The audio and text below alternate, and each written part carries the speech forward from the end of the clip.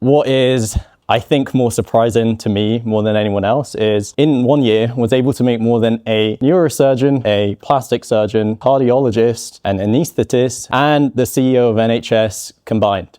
As a kid in his 20s, not wait until I'm 50. During medical school as well, graduated last year. All started with an online coaching business launched from my bedroom. I grew that to $1 million plus by 24 years old, 25 now. That runs itself, scaled a fair bit past that now. All to say it's possible. I actually want to go into more about what you care about, how you can flood your calendar with dream clients without spending a fortune on ads. First thing is how you're destroying your content growth right now, why you can't book calls, why your mindset is costing you millions. Said simply, how to make more money. Whether you're at 1K a month or 100K a month, listen close, everything does apply. I have very tangible proof of this as well, applied across many businesses at scale. No one's of course more skeptical than myself. I used to be 97 kilos, got a lot leaner. Here's some proof around the business itself. These fun numbers, total revenue generated, this was August mid-year to last year. Close rate is higher.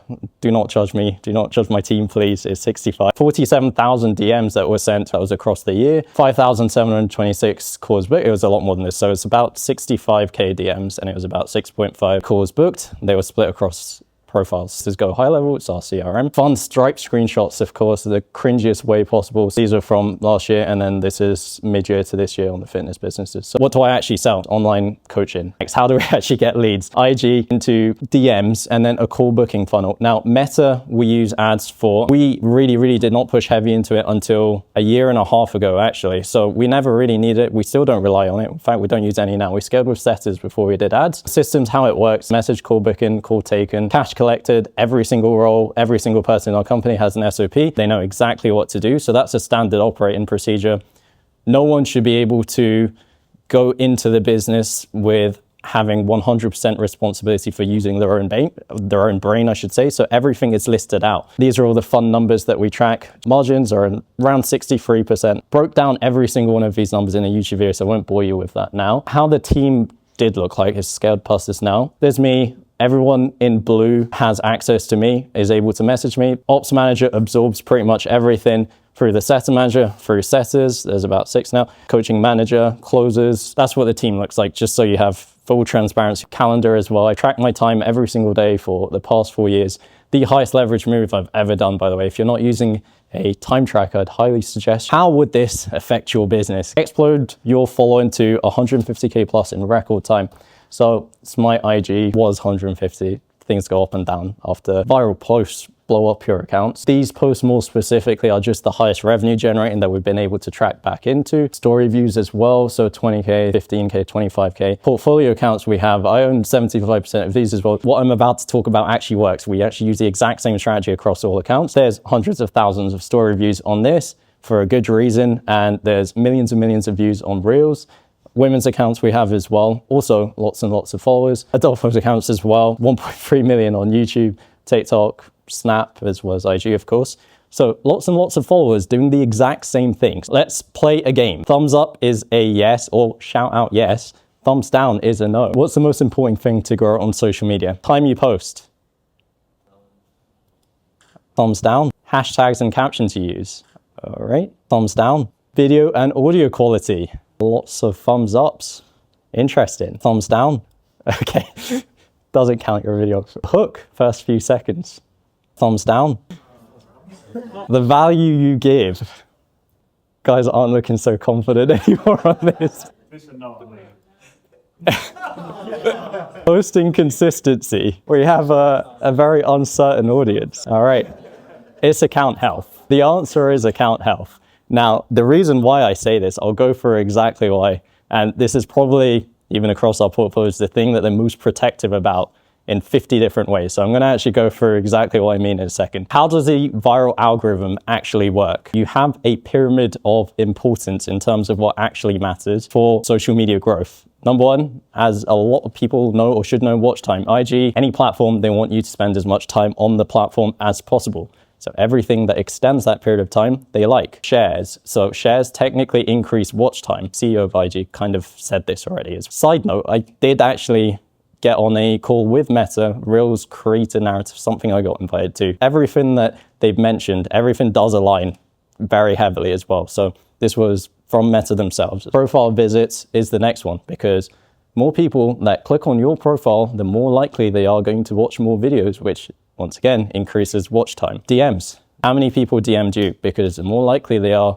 going to DM you, the more likely they're going to start a conversation and spend more time. Everything else that you might have thought, likes, comments, saves, not as important because of everything else that matters before that. Why do I say account health is super important? If account health isn't in place, all of this topples. Every single thing else can be in place and the video will never take off because of account health. And we know this as well. We've backtested, we've retested, we've done everything that you can possibly think of. So how to stay off the Instagram naughty list? Who wants to know exactly why you are or aren't shadow banned? Yes. Thank you. All right, travel. Content that you're posting is from that location. It is being targeted to an audience which may not speak that language. Multiple countries. When you say travel, is that only between countries or it matter? No, between countries, yeah. Same country is fine, yeah, which is important. I'll get to that in a second with VPNs. Logins on different devices and locations. Check where you're logged in if there's anyone else logged in, or if you use a VPN, if it's actually flicked it off on the wrong spot. So that is super important, especially if you have setters. So setters will wreck your account health faster than anyone else. If anyone has setters or VAs or content people logged in, closers, whoever. Post timing and frequency. Are you posting on a time where everyone is inactive?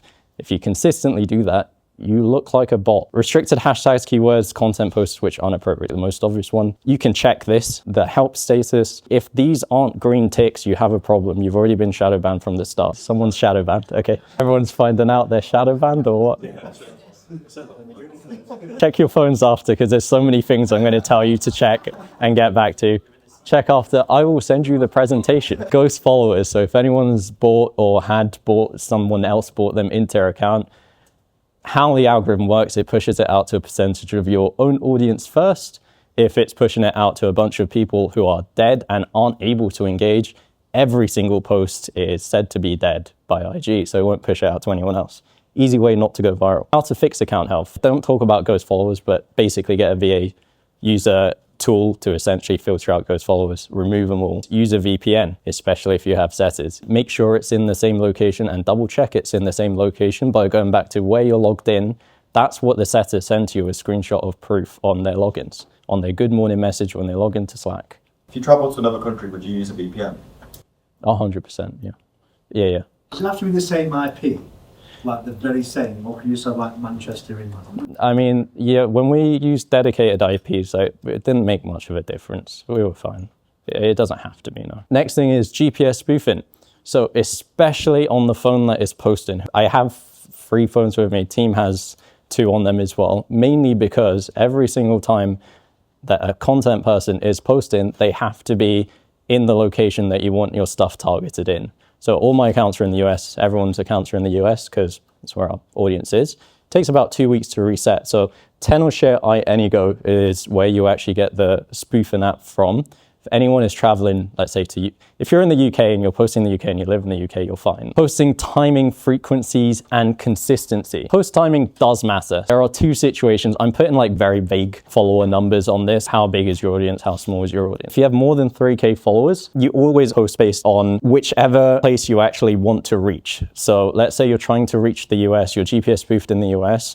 If you have more than 3K followers, you want to post at US time zones for the most active times, not UK. A smaller audience, you want to post where most of your audience is. To check where your most active times are, so professional dashboard, 40 minutes before most active times if you have a small audience. Everyone else, if you're in the US, if you're targeting the US, 12:15 EST or 5:15 UK. I'm not going to go around explaining that why or this and that. Just trust me on that one. So sorry, did you say that which one was for less followers and which one was for more?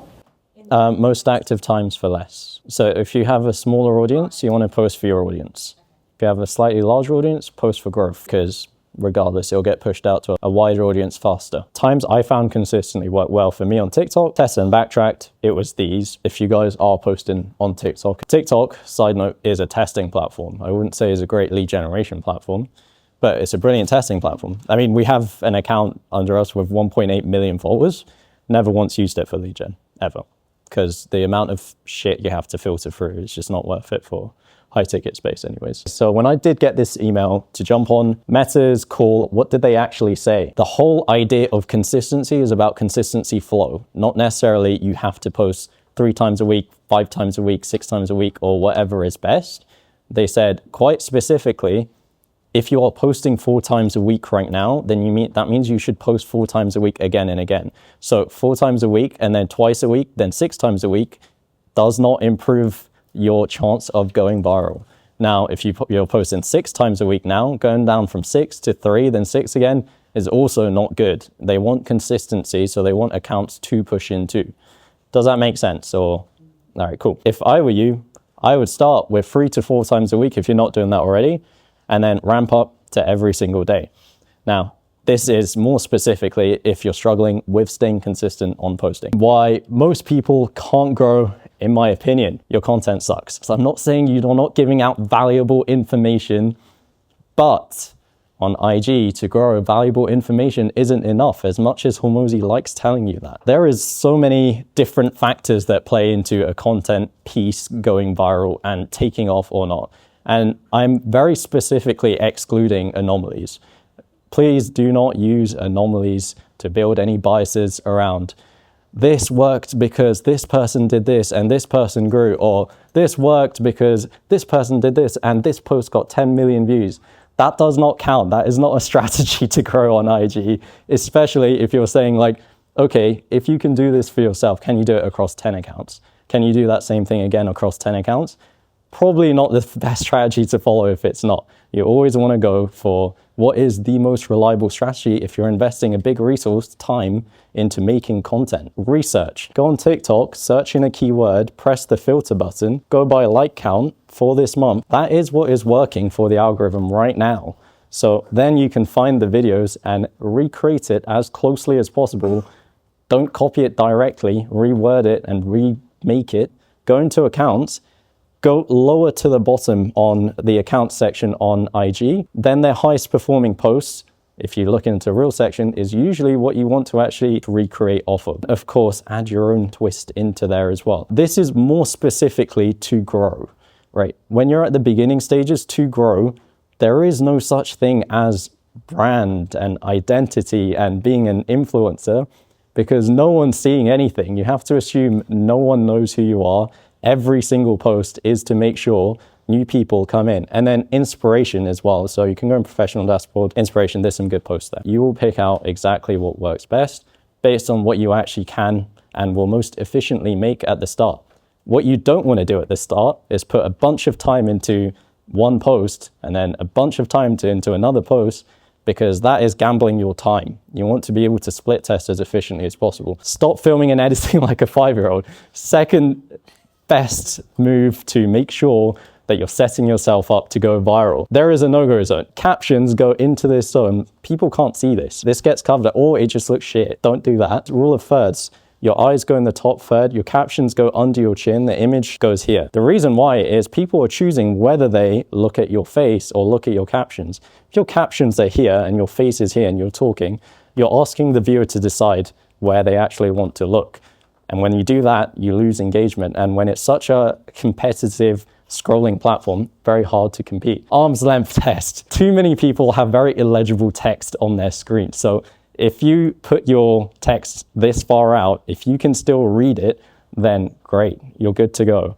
If you can't, the text is probably too small, font's too bad, the contrast between the background on the actual video versus the caption itself, not enough. So keep that in mind because you're optimizing to go viral here. Ask yourself, would you stop scrolling for your own content? Give me a thumbs up if that is a yes right now. If you go through your IG page, would you stop scrolling if that was on the explore page right now? Is that a no from absolutely everyone? It's all right, it's okay.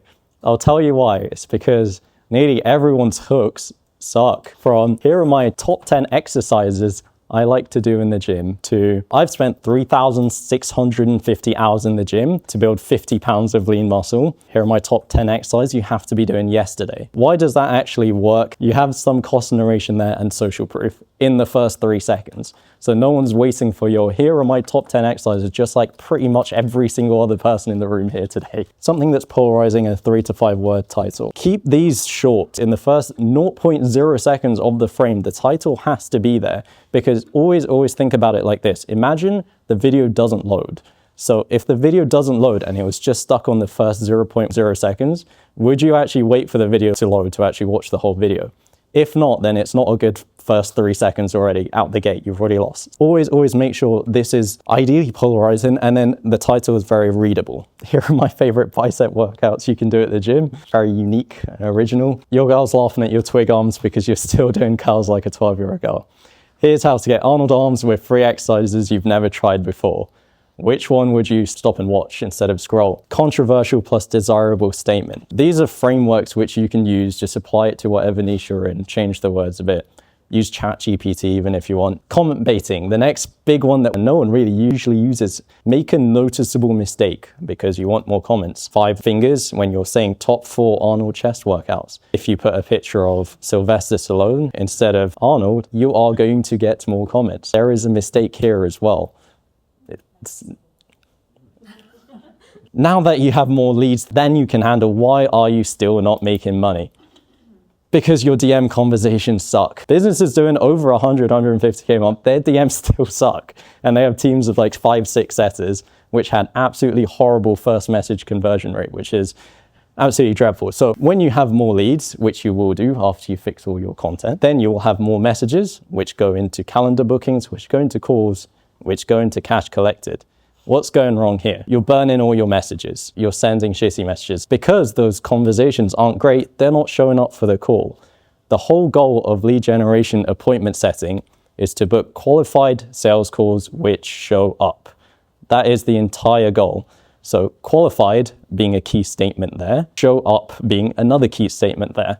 Is every single thing in your conversation process optimized for qualified calls to show up? If not, there's stuff that needs fixing. Keep this in mind whenever you're sending any message. People don't like being sold. They want to make a decision to buy. If you build sales resistance early in the DMs, you've already lost the conversation, or your conversion rate is going to be a lot lower. Read your message again, your first message more specifically, and ask yourself if this could be a chatbot.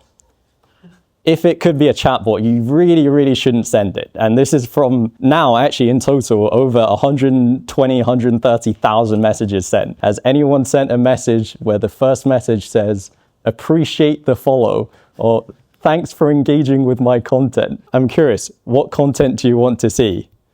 No. Remember, you are competing in a market with heavy outbound marketers. Are you basically sending the most commonly automated first message in the entire outbound marketing space? Yes, most likely. What are you going to do? An easy one if you have some serious volume. Hey, name, just doing a bit of research on my audience. Do you mind if I ask if you're based in the States? Number 1, personalize, you're sending the name. Number 2, they're doing you a favor, not you just selling them. Number 3, do you mind, you're getting permission. Number 4, specific. Is that to your niche? It's good. First message. I'm not going to say it's the best, because I'll tell you what's the best.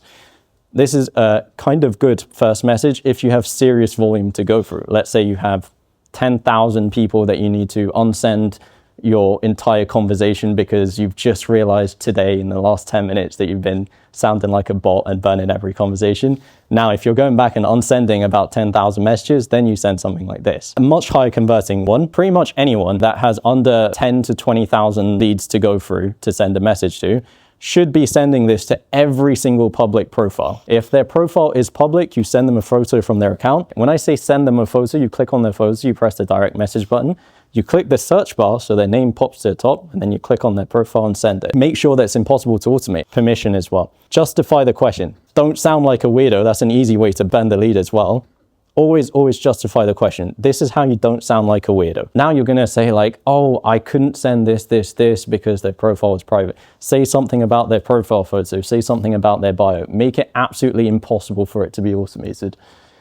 Now, this is a framework that we wanna stick to. These are the things that you need checked off for a conversation to book in that you can be highly confident that it shows. Is the response and report built? Do you know their location, job, and age off of the first few messages? If not, you don't know if who you're talking to is qualified. 1 minute spent on a conversation that is disqualified is 1 minute that you could spend on a conversation that pays you $3,000 to $5,000.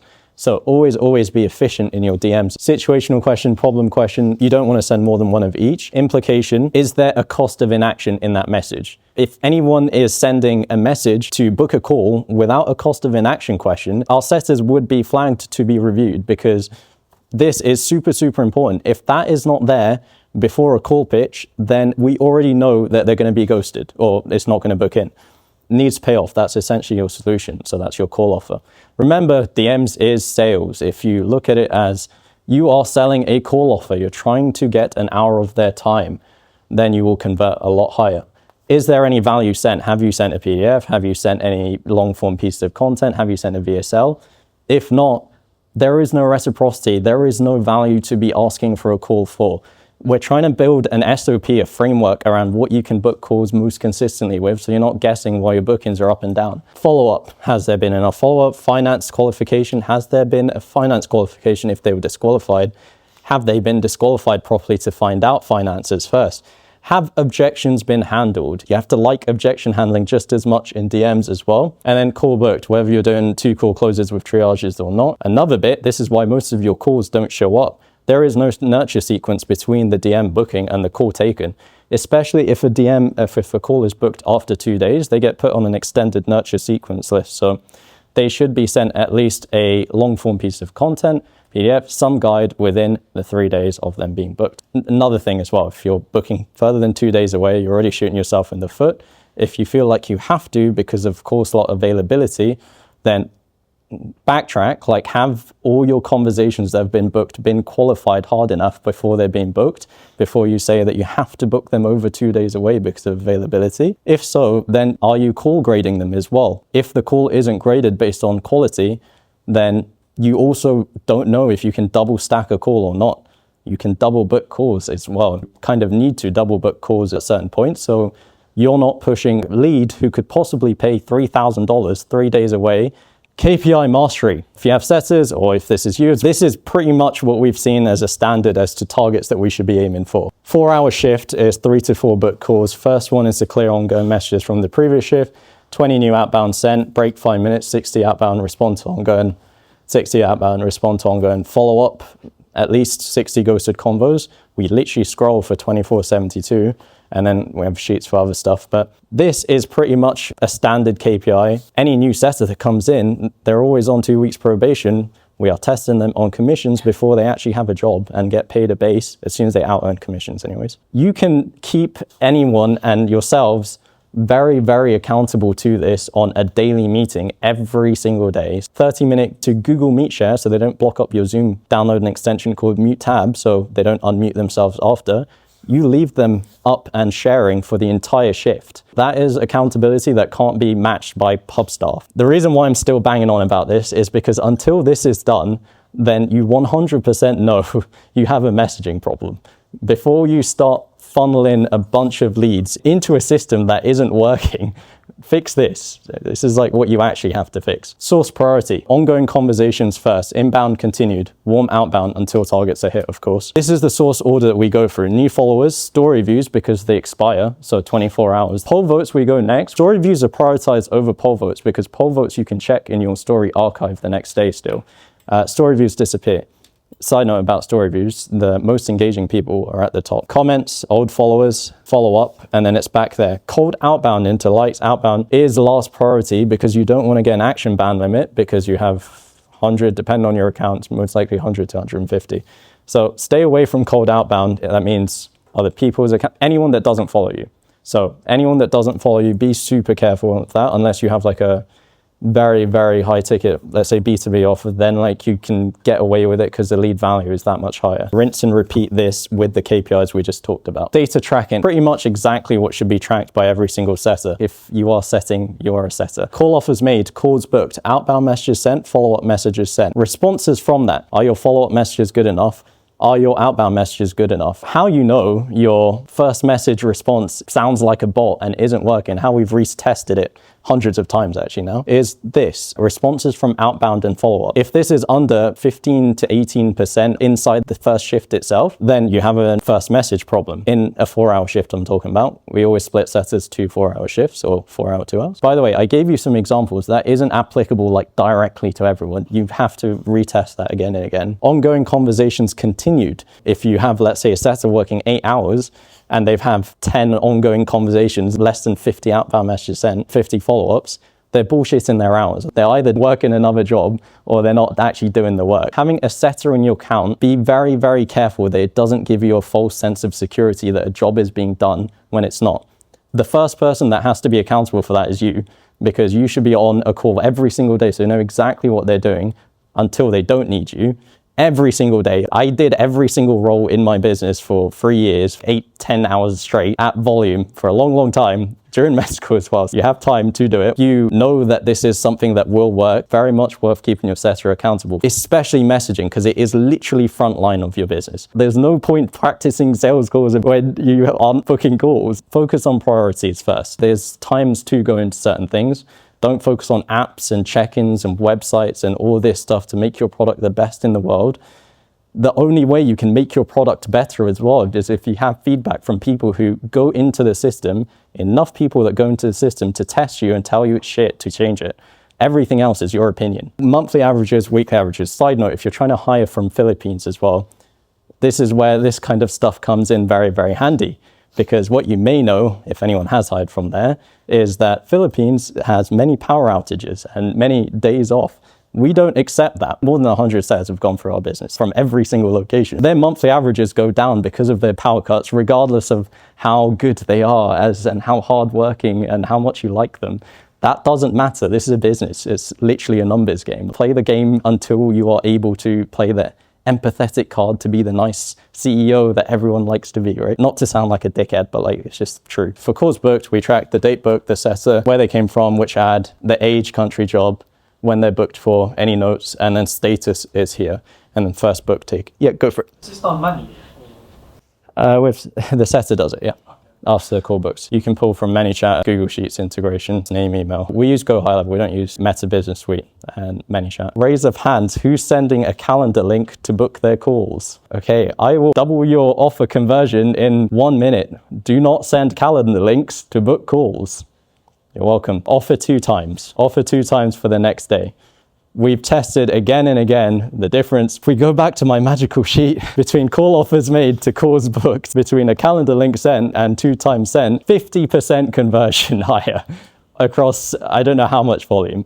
So offer 2 times for the next day. If they have objections about it, that's objection handling. That is to be done over DMs. If you think your setters are too shit to handle it, that means they need sales training and DM training, which is why you should be on calls with them every day. Who's sending a type form to qualify them before the call?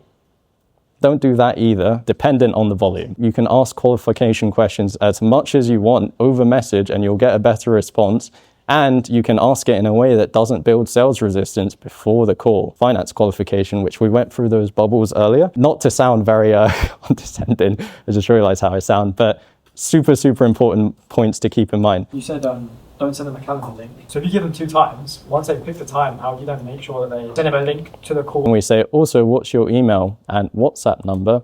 I'll send you a calendar invite and you book it in manually. Oh, I see, so Yeah. So it's the same thing. It's like they fill their details in, you fill their details in, less decision fatigue. How many times have you got like, oh, I'll get it in later, or they just ghost you after you send a calendar link? I know the answer, too many. Everything below 20K a month is how much you are willing to change mentally. 20 to 50 is doing more and getting better at the same stuff. 50 to 100 plus is fixing systems and hiring, training, managing better to do more. What's the real difference between each stage? 1, data. 2, the entrepreneur. Time and time again, it's the only 2 things I've seen that has been a variable that can be easily fixed. Who feels like they're wearing golden handcuffs? A business where it feels like a high-paying job rather than a business that runs without them. If you feel like you're stuck inside of your business, a lot of this comes down to the entrepreneur and their decision making. Not the right time to hire. I can do it myself. I don't have time. I'm already the best. I didn't journal today. Stop needing the confirmation to do the work that you need to do. The only difference I've seen between people doing super, super well and people that are kind of stuck in the same place is how fast they make decisions. Absolutely nothing else, because they execute and learn and fail faster. They just make more mistakes and learn faster. Nothing else matters, absolutely nothing else. Scaling mindset, delegates tasks, create time for high leverage tasks. What are high leverage tasks? At this point, it's everything that makes you money. So everything that doesn't, make sure that is maximum 10% of your total time spent. Can you see this when you use your time tracker as well? Recognizing there's more to learn, makes faster decisions, leads with confidence and empathy. Now, does that make sense, or is it a bunch of words? Well, you need to do a mic drop after those two, to be honest. A bit more lighthearted. I'm going to say I'm allowed to put all of these in here because I've been every single one of them. Hormozy binge watcher. The busy worker, aka doing stuff so it feels like you're doing stuff that makes zero money. Right. Gambler in denial, I just need to run ads. Driving traffic into a broken funnel with zero data. That doesn't apply to me because my business is different. That sentence gives me the ick. It kills me. I guarantee you, after a certain point, every single business is exactly the same. It's still just how much can you pay to acquire a client? How much are they worth? Side note, please do not support your biases with anomalies. This worked for this person, so that means this is true. This person has an app and it makes this much money. That means an app is the best way to make money.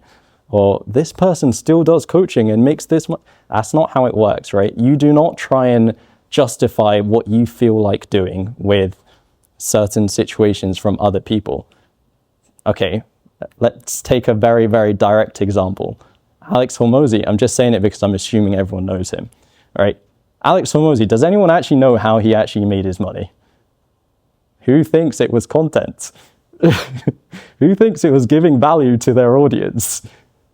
It was not. He was an ads genius, and he caught the basically gold rush of ads times in 2012, 2013, when Facebook ads, you could literally throw money at the wall and something would work and you would 100% be profitable every time. Different game.